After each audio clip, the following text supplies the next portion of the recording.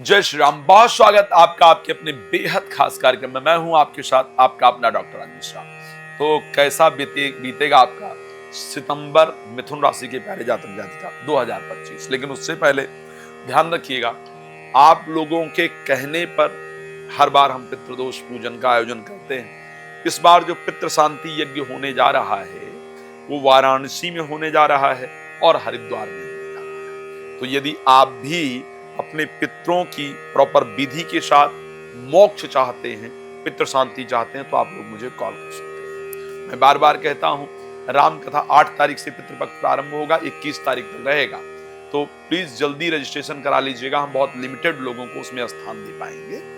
Plus अगर आप श्री राम कथा, श्रीमद् भागवत कथा, श्री शिव महापुराण की कथा मेरे द्वारा चाहते हैं कि हो, तो उसके लिए प्लीज आप मुझसे कांटेक्ट कर सकते हैं, मुझे कॉल कर सकते हैं। चलिए आगे चर्चा करते हैं। रात को 9 बजे, दोपहर को 12 बजे लाइव आता हूं, लाइव फ्री होता है, बाकी समय कॉल अपॉइंटमेंट लेकर बात कर सकते हैं।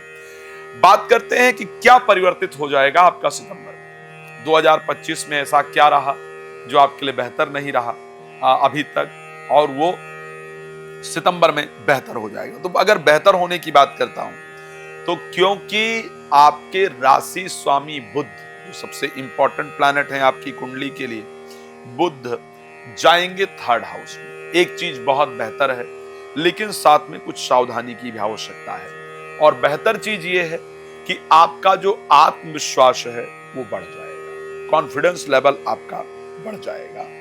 और लग्न में, राशि में बृहस्पति के गोचर से स्वास्थ्य आपका बेहतर रहेगा। आप इस महीने आपको कमर कस लेना होगा, भाग दौड़ खूब करना पड़ेगा। जो दौड़ भाग दिख रहा है ना, वो आपकी राशि में अच्छा खासा दिख रहा है, तो इसलिए कमर कस लीजिए। काफी सारी यात्राएं आपको करनी पड़ेंगी सितंबर महीने में, उसके लिए ध्यान रखिएगा। लेकिन अब एक और इंपॉर्टेंट चीज है कि यात्रा तक तो चलो ठीक है, कॉन्फिडेंस लेवल बढ़ जाएगा, ये भी चलो अच्छा है, स्वास्थ्य ठीक ठाक रहेगा, वो भी अच्छा है। लेकिन क्या सब अच्छा ही है? नहीं, तो थोड़ा ध्यान देने की भी जरूरत है। और ध्यान देने वाला विषय पता है क्या है? ध्यान देने वाला विषय है कि आपके राशि स्वामी 2 पाप ग्रह सूर्य के साथ और केतु के साथ जाकर गोचर करेंगे। अब भाई आपको तुनक मिजाज यानी जल्दबाजी करने से बचने की आवश्यकता है। ध्यान रखिएगा, जल्दबाजी करने से बचने की आवश्यकता है। बात पूरी तरह सुनिएगा, फिर रिएक्ट कीजिएगा। बात पूरी तरह बिना सुने आपके रिएक्शन के कारण आपके रिश्ते खराब हो सकते हैं, चीजें खराब हो सकती हैं। तो जल्दबाजी में रिएक्ट नहीं करना है। आपको लोग बार बार ऐसे बनाएंगे कि आप जल्दबाजी में रिएक्ट करें, क्योंकि राशि स्वामी सूर्य और केतु के साथ रहेंगे। मैं जो बता रहा हूं उसको नोट कर लीजिए और पूरा सुन लीजिएगा। ऐसा होगा जरूर, ये कह रहा हूं मैं, मेरी बातों को ध्यान रखिएगा, बहुत रिसर्च करके बोलता हूं बातों को। तो होने वाली क्या परिस्थिति रहेगी सितंबर महीने में? इच्छाएं बहुत बढ़ जाएंगी, विचार आएगा, ये नहीं हो पाया, वो नहीं हो पाया, ऐसा करना चाहिए था, वैसा करना चाहिए था, मैंने बहुत मेहनत किया और ये होगा, ये ध्यान रखना, मैंने इतना मेहनत किया था, मुझे ये मिलना चाहिए था, वो मिलना चाहिए था, मेरे बजाय मेरे काम का क्रेडिट किसी और को दे दिया गया। तो इस प्रकार बहुत सारा स्ट्रेस रहेगा। लेकिन उस स्ट्रेस के कारण फिर जो केतु भी साथ में है, हेडलेस प्लैनेट है, तो विचार आएगा कि अरे तो जिंदगी ही बेकार है, मतलब मैं क्या कर रहा हूं, क्या कर रही हूं, अभी तक सफलता नहीं मिली है, तो मुझे तो भी मेरी जिंदगी बेकार है, मुझे कुछ नहीं मिल रहा है, मेरा कोई अपना नहीं है। इस प्रकार के नकारात्मक विचार जरूर आएंगे, इसको ध्यान रखिएगा। मैं एक बात और कहना चाहता हूं, और मुझे लगता है कि असफलताओं से परेशान होने के कारण मन में परिवार को छोड़ देने का, कहीं और चले जाने का, या फिर सुसाइडल इत्यादि थॉट्स जो है वो आएंगे। तो आपने क्या करना है? आपने अपने मस्तिष्क को कंट्रोल करके रखना है, मेहनत करते चले जाना है। इस प्रकार के विचार के जब आए, नकारात्मक विचार आए, तो ओम नमः शिवाय मंत्र का जप, गायत्री मंत्र का जप आपको श्रद्धा से करना है, और वो आपके लिए बहुत ही फ्रूटफुल होगा, बहुत लाभप्रद होने वाला है, अच्छा रिजल्ट रहेगा उससे। तो एक तो सबसे पहली चीज आपकी ये रहने वाली है।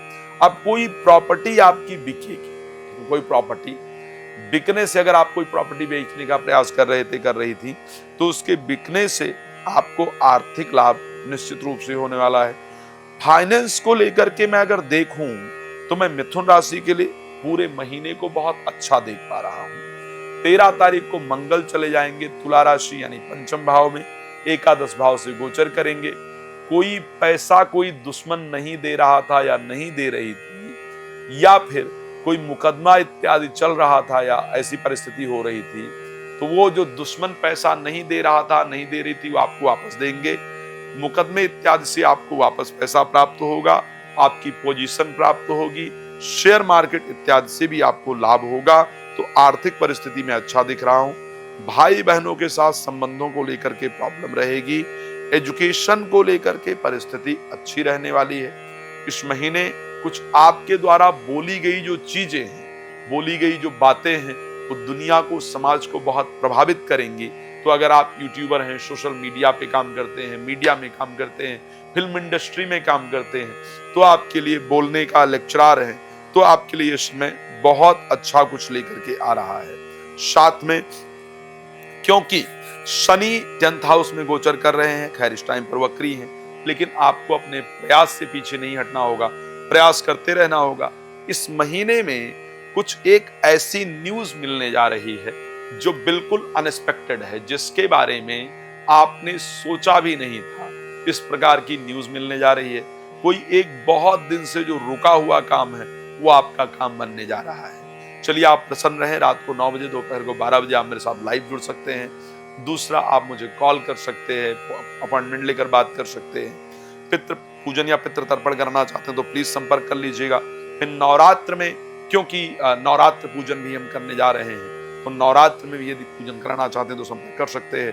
धन्यवाद आपका जुड़ने के लिए। जय श्री राम।